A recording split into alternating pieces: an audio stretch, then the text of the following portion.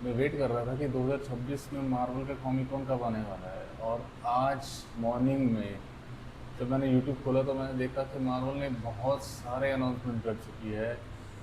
सबसे पहला अनाउंसमेंट होता है कि ब्लैक पैंथर की कास्ट का मेन लीड जो है वो चेंज हो चुका है। इससे पहले हम बहुत ही ज़्यादा एनालिटिकल थे कि कौन इस कैरेक्टर को प्ले करने के लायक है, बिकॉज बहुत सारे नेम स्पेकुलेशंस पे थे। और मार्वल ने डिसाइड किया है कि डेविड जॉनसन, जिन्होंने लॉन्ग रन में बहुत ही बेहतरीन एक्टिंग करी थी, वो इसका मेन लीड होने वाले हैं। रायन कुगलर इस फिल्म को डायरेक्ट करने वाले हैं। उन्होंने पिछली 2 फिल्में ब्लैक पैंथर 1 और 2 भी डायरेक्ट करी है। और इसकी रिलीज डेट उन्होंने अनाउंस की है कि वो 15 दिसंबर 2028 को ये फिल्म लेके आएंगे। अगर हम देखें तो 2026 से 2028 में से 2 साल में ही मार्वल अपनी फिल्म अनाउंस करके भी रिलीज़ कर देता है। तो बेसिकली ये दिखाता है कि उनकी R&D, रिसर्च एंड डेवलपमेंट, बहुत ज़्यादा स्ट्रॉन्ग है। इंडिया में अगर राजमौली अगर ऐसी कोई फिल्म बना रहे तो उन्हें जनरली 2026 में अगर वो फिल्म बनाना शुरू करेंगे तो 2030 तक उन्हें फिल्म बनाने में लग जाएंगे। And I think Indian films are also progressing कि वो भी जल्दी से जल्दी अपना प्रोडक्शन और प्री प्रोडक्शन और पोस्ट प्रोडक्शन कंप्लीट करके ऐसी स्पीड में फिल्म बना सकें। क्योंकि आप देखेंगे कि नोलन जो हैं वो भी अपनी फिल्मों को ही ऐसे ही बनाते हैं। उनकी हर दूसरी फिल्म 2 या 3 साल के गैप में रिलीज़ होती है। इंटरस्टेलर ले लीजिए, ओडिसी ले लीजिए, इन फिल्मों में 2 से 3 साल ही मैक्स लगता है। उससे ज़्यादा टाइम वो इन्वेस्ट नहीं करते हैं। तो R&D इंटरनेशनल फिल्म्स में ज़्यादा स्ट्रॉन्ग है as comparative to Indian film. तो इंडियन फिल्म्स भी ग्रो करके वहाँ तक पहुँचने की कोशिश कर रही हैं। अच्छा, डेविड जॉनसन को लेके बहुत सारे लोग स्पेकुलेट कर रहे होंगे कि क्या ये इस फिल्म को अच्छे से निभा पाएंगे। सो अगर आप देखना चाहते हैं कि उन्होंने प्रीवियस क्या क्या काम किए हैं तो आप अमेजोन प्राइम में जाके द लॉन्ग रन देख सकते हैं। एलियन रोमुलस भी एक उनकी फिल्म है एंड आई थिंक उन्होंने बहुत ही बेहतरीन काम किया है। आप उस फिल्म से चेक कर सकते हैं कि he has that potential and I think he can be the next black panther. काफ़ी टाइम से घोस्ट राइडर मूवी की भी बात चल रही थी कि कौन इस फिल्म में मेन लीड के फॉर्म में आगे आएगा। फाइनली रायन रेनॉल्ड्स डिसाइड हो चुके हैं कि वो इसका मेन लीड प्ले करेंगे। ये बहुत ही एक लेगेसी फिल्म है क्योंकि निकोलस केज ने इस फिल्म को पहले संभाला था। 2005 के अराउंड ये रिलीज़ हुई थी फिल्म और ये बहुत ही कल्ट क्लासिक फिल्म है। बहुत ज़्यादा लोग इसके फॉलोअर्स हैं एंड वो काफ़ी टाइम से वेट कर रहे थे कि मार्वल कुछ ऐसा अनाउंस करे कि हमें एक नए एक्टर के फॉर्म में ये फिल्म आगे देखने को मिले।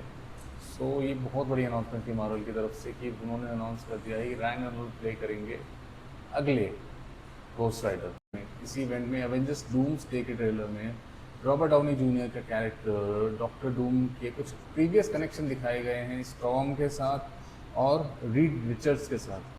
इस ट्रेलर में स्टॉर्म बात करते हुए दिख रही हैं कि कुछ तो हुआ है पास्ट में डॉक्टर डूम के साथ जो कि वो ऐसे विलेन के कैरेक्टर में बन गए। पेड्रो पास्कल का जो कैरेक्टर है रिचर्ड्स का, वो भी उनसे पूछ रहे हैं कि if he is responsible for something that has been done to him. So इसमें कुछ तो कनेक्शन है कि रीड रिचर्ड्स का कैरेक्टर जो है शायद हो सकता है कि उन्होंने पास में जाके कुछ डॉक्टर डूम के साथ कुछ भी गलत किया हो और उसकी वजह से ही डॉक्टर डूम इस विलेनस कैरेक्टर में आते हैं। सबसे पहले अनाउंस कर दूं कि Avengers end game re release होने वाली है थिएटर्स में इस साल सितंबर 25 को। इसका मेजर रीज़न ये है कि वो एवेंजर्स एंड गेम को एवेंजर्स डूम डे से लिंक करने वाले हैं। एवेंजर एंड गेम में अब बहुत सारी न्यू फुटेजेस ऐड होंगी, बहुत सारे नए सीन्स ऐड होंगे जो कि लिंक करेंगे उसको एवेंजर्स डूम्सडे से। Last but not the least, Ryan Gosling is back. I don't know उनका नया डेडपूल पार्ट कब आने वाला है, उसमें वुल्वरीन होंगे नहीं होंगे, बट एक चीज़ श्योर है कि उनके कॉस्ट्यूम में कुछ चेंजेस हो सकते हैं। वो जब स्टेज पर आए तो वो ग्रे कॉस्ट्यूम लेके आए थे। इफ़ यू नो अर्लियर वो रेड कॉस्ट्यूम में ही रहते हैं डेडपूल के। So I think there could be some update, there could be some new story line that जो एक्सप्लोर होगी। आई डोंट नो अभी क्या क्या हम एक्सपेक्ट करने वाले हैं मार्वल से, बट 2028 में श्योर है कि घोस्ट राइडर और ब्लैक पैंथर 3 तो आने वाले हैं। मार्वल के फैंस ने एक दिन से ज़्यादा वेट किया है कि ये कॉमिक कॉन जो पैनल बना है उसमें एंटर करने के लिए, उसमें उस इवेंट को अटेंड करने के लिए। और स्टूडियो भी सोच रहा होगा भाई कि हमको भी अब एक रिसेट की ज़रूरत है क्योंकि मार्वल की सीरीज़ जो होती हैं इतनी ज़्यादा आ चुकी हैं और क्रिटिक्स ने इतना ज़्यादा उसको क्रिटिसाइज़ किया है। फॉर एग्ज़ाम्पल आप कैप्टन अमेरिका की सीरीज़ ले लीजिए जो ब्रेव न्यू वर्ल्ड आई थी।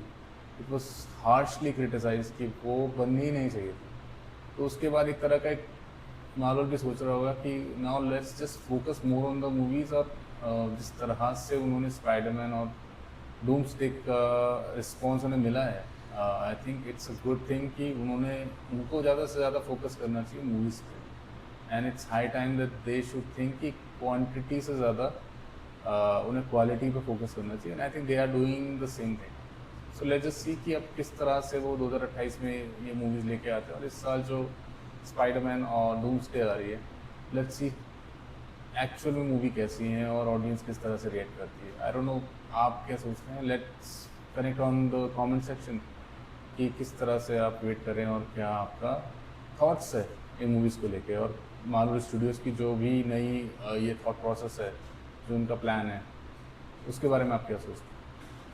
Let me know in the comment.